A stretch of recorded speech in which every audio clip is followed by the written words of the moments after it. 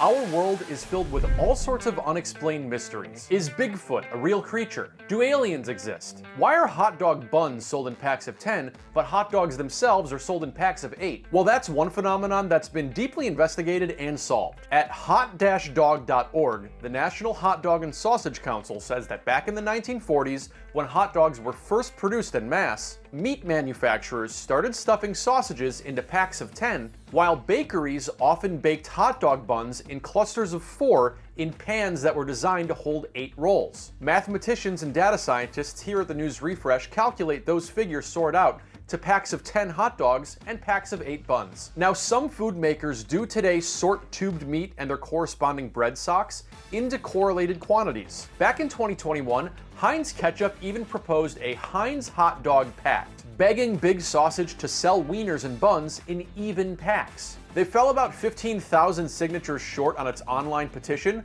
but Heinz nevertheless declared victory, claiming they changed hot dog history through packs of 10 Oscar Mayer wieners that were made available alongside 10 packs of Wonder Bread hot dog buns. But this was a Canadian campaign, and Heinz says those 10-pack buns were only available at select stores in Ontario. And our States United were clearly never made signatory to this non-aggression pact, where Walmart still registers plenty of Bun 8s and Dog 10s. Then again, here in the US, we're drinking beer through a limited edition sold-out silicone straw these days, so who's to say who's right and who's wrong? Nevertheless, a different centuries-old mystery continues to remain elusive. This man, or woman, or nobody actually knows what this thing is. Well, that's not entirely accurate. We know what this specific thing is. It's a purported glimpse of the Scottish Loch Ness Monster, and I say purported because this picture is known as the surgeon's photograph, called that because it was taken in 1934 by a respectable medical professional. But years of research and a deathbed confession from a relative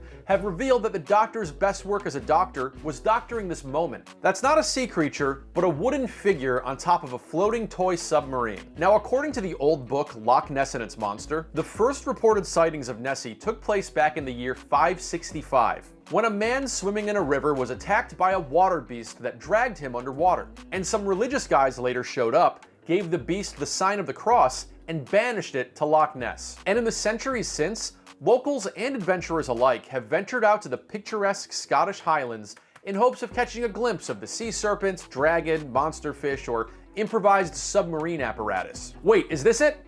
No, sorry, it's just an unconvincing replica. Anyway, we take you now straight to the source, where recently, one of the largest searches for the elusive creature took place on the loch, which by the way is Scottish for lake. It's one of the largest searches in 50 years. I mean, the last large search was in the 1970s, and I wanted to take part because I thought it was just a brilliant opportunity. That's a search volunteer and monster enthusiast who notes that this systematic search took advantage of high-tech gizmos that weren't available during the last major disco-era hunt. With the technology that they're using now, they're using the thermal imaging and more sonar equipment that's more updated than they did previously. There could be something that might appear, whether it's other marine life that they've maybe not noticed before, or if there is more caves or anything else where something could be living.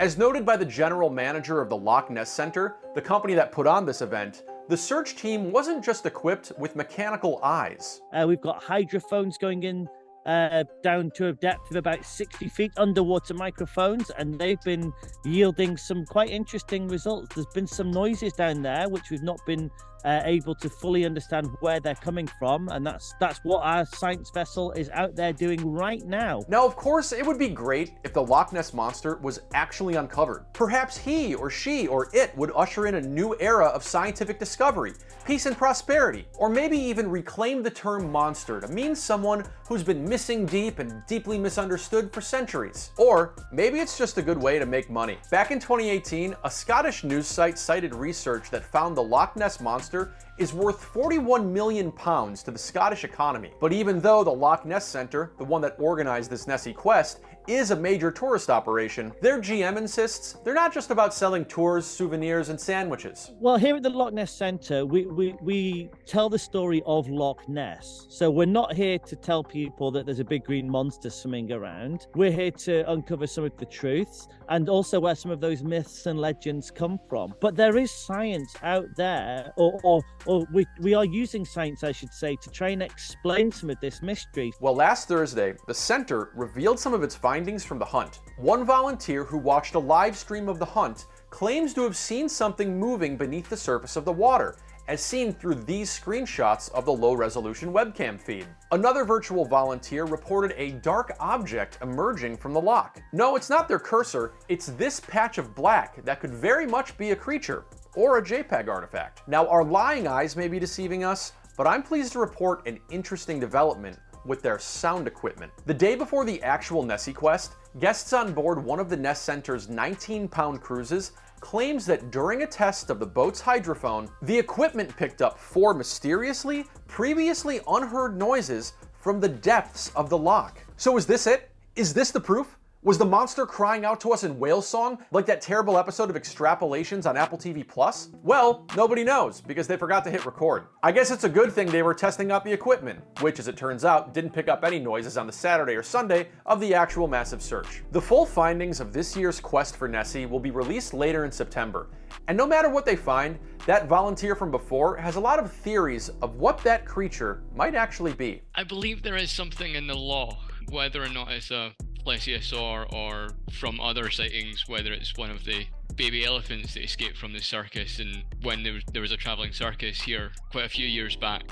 But I do think that there's got to be something that's fueling the speculation. And whether anything is ever actually found, he's glad people still like stories about this not-so-little lake. I think the legend will continue. There's a lot of more stories. There's still other sightings, although they've not been proven. There's still something quite special about the loch. As a fun little coda to this song of a tale, the Loch Ness Center did say that the Ness quest caused a person to step forward and reveal a photo from 2018 depicting an eel-like creature on the surface of the loch. World record-holding full-time Nessie hunter Steve Feltham claims these are the most exciting surface pictures he has seen, and he's wanted to take photos like these for 3 decades. But on her blog, a British paranormal researcher dumped cold water onto that lake shot, claiming that's just a photo of a large sturgeon, the kind of fish that migrates into fresh water to mate. Does that mean we need to pixelate that photo?